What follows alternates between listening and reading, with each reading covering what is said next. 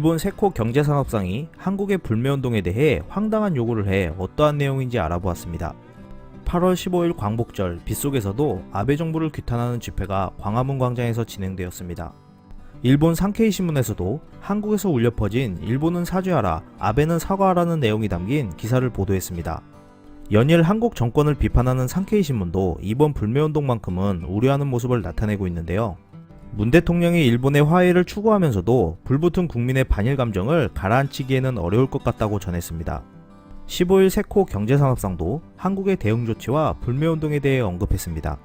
세코 경제산업상은 15일 광요회 이후 기자회견에서 한국이 안보 수출 관리의 지원 대상 국가에서 일본을 제외하려고 공표한 것에 대해 근거와 세부 사항이 밝혀지지 않았다, 한국에 좀 더 상세한 설명을 요구한다라고 했습니다.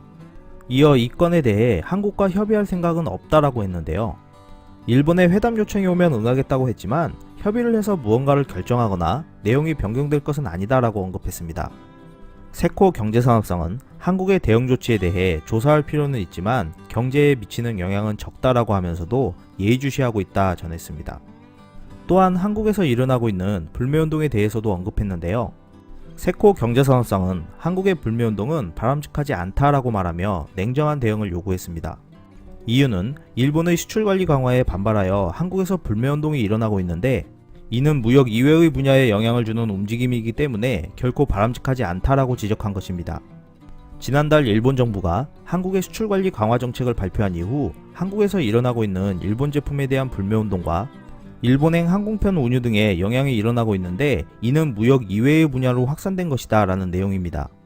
일본의 조치는 어디까지나 수출관리 제도 운용의 재검토이다 라고 하면서 한국 측의 냉정한 대응을 호소한 것인데요. 불매운동 영향이 없다던 일본이 정부 차원에서도 언급하는 것을 보면 일본의 피해가 있는 건 확실해 보입니다. 끝까지 시청해주셔서 감사합니다. 유익하셨다면 구독, 좋아요, 공유하기도 꼭 부탁드립니다.